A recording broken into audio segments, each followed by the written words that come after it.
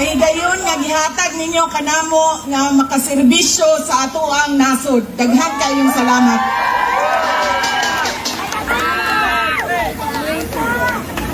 Ang susunod po ay mga kampanya po ako sa inyong lahat. Tanggalin ko lang po yung seal ng aking opisina. Palitan natin ng seal ng Office of the President.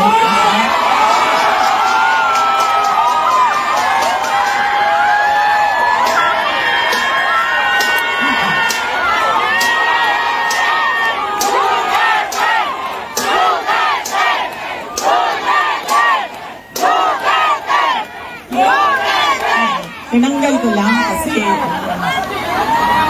iba kasi yung opisina, iba din yung pangangampanya. Pero kung sa Pangulo lang, pumili na lang kayo.